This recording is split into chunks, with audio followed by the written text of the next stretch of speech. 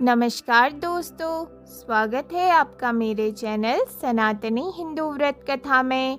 आज हम जानेंगे चैत मास के कृष्ण पक्ष की एकादशी व्रत कथा, जिसे पाप मोचनी एकादशी भी कहते हैं। तो आइए शुरू करें आज की व्रत कथा। धर्मराज युधिष्ठिर बोले, हे भगवान, अब आप चैत्र मास के कृष्ण पक्ष की एकादशी के बारे में बतलाइए। इस एकादशी का नाम क्या है, इसमें कौन से देवता की पूजा की जाती है तथा विधि क्या है, सब विस्तार पूर्वक कहिए। श्री कृष्ण भगवान बोले, हे राजन, एक समय मानधाता ने लोमश ऋषि से पूछा था कि हे मुनि, चैत्र मास के शुक्ल पक्ष की एकादशी का क्या नाम है तथा उसकी विधि क्या है, सो सब पूरी तरह से कहिए। लोमश ऋषि बोले, हे राजन, चैत्र मास के कृष्ण पक्ष की एकादशी का नाम पाप मोचनी है। उसके व्रत के प्रभाव से मनुष्यों के अनेक पाप नष्ट हो जाते हैं। इसकी कथा इस प्रकार है। प्राचीन काल में एक चैत्र रथ नामक वन था। उसमें अप्सराएं वास करती थी। वहाँ हर समय वसंत रहता, अर्थात उस जगह सदैव प्रत्येक तरह के पुष्प खिले रहते थे। उस जगह गंधर्व कन्याएं विहार किया करती। वन में इंद्र अन्य देवताओं के साथ क्रीड़ा किया करते थे। उस वन में एक मेधावी नामक मुनि तपस्या करते। वे शिव भक्त भी थे। एक दिन मंजुघोषा नामक एक अप्सरा उनको मोहित करने के लिए सितार बजाकर मधुर स्वर में गाने लगी। उस समय शिव के शत्रु कामदेव भी शिव भक्त मेधावी मुनि को जीतने के लिए तैयार हुए। कामदेव ने उस सुंदर अप्सरा के भ्रू का धनुष बनाया, कटाक्ष को उसकी डोरी बनाई, उसके नेत्रों को उस मंजुघोषा अप्सरा का सेनापति बनाया। इस तरह कामदेव अपने शत्रु भक्त को जीतने के लिए तैयार हुआ। उस समय मेधावी मुनि भी युवा तथा हष्टपुष्ट थे। उन्होंने यज्ञोपवीत तथा दंड धारण किया हुआ था। वे दूसरे कामदेव के समान प्रतीत होते थे। उस मुनि को देखकर कामदेव के वश में हुई मंजुघोषा ने धीरे धीरे मधुरवाणी से वीणा पर गाना शुरू किया।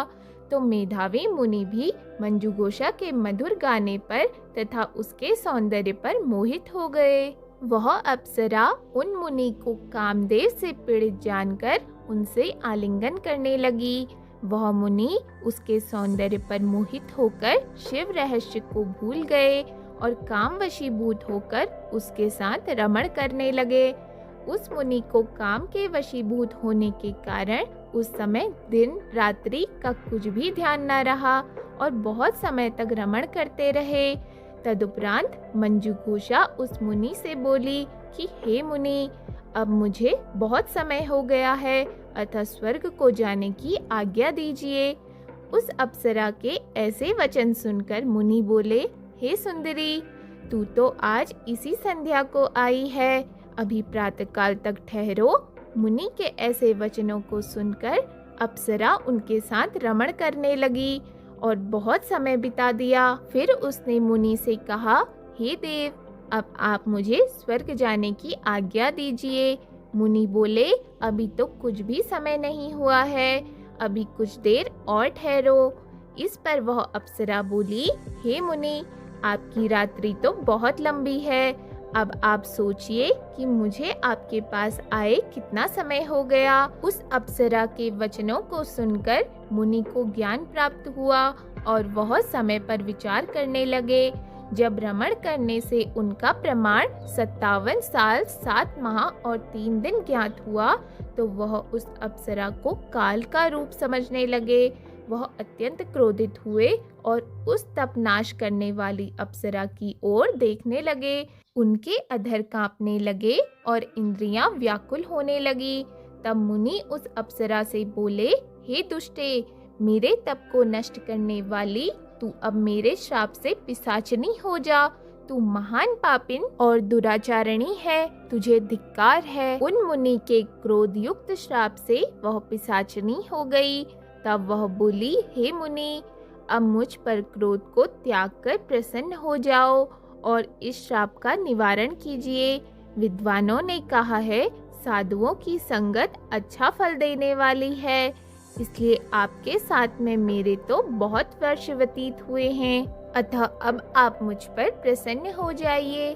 तब मुनि को कुछ शांति मिली और उस पिशाचनी से बोले, री दुष्टे, तूने मेरा बड़ा बुरा किया है, परंतु फिर भी मैं श्राप से छूटने का उपाय बतलाता हूँ। चैत्र माह के कृष्ण पक्ष की जो एकादशी है उसका नाम पापमोचनी है।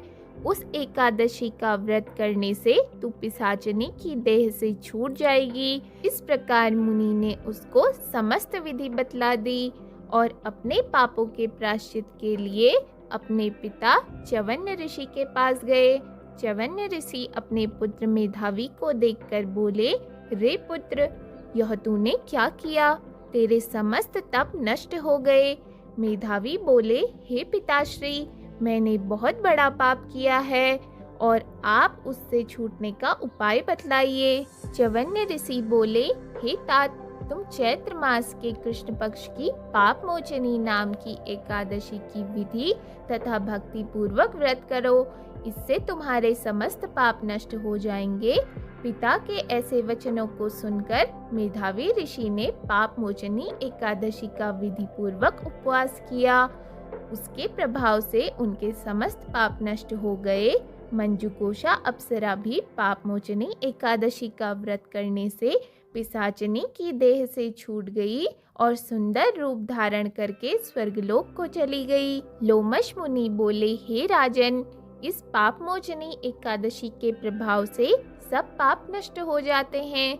इस एकादशी की कथा के श्रवण व पढ़ने से 1000 गौदान करने का फल मिलता है। इस व्रत को करने से ब्रह्म हत्या करने वाले, स्वर्ण चुराने वाले, मद्यपान करने वाले, अगम्यागमन करने वाले पाप नष्ट हो जाते हैं और अंत में स्वर्गलोक को जाते हैं। आप सभी पर भगवान विष्णु व माता लक्ष्मी जी की कृपा बनी रहे। यदि आपको हमारी वीडियो पसंद आई हो तो वीडियो को लाइक और चैनल को सब्सक्राइब जरूर करें। धन्यवाद।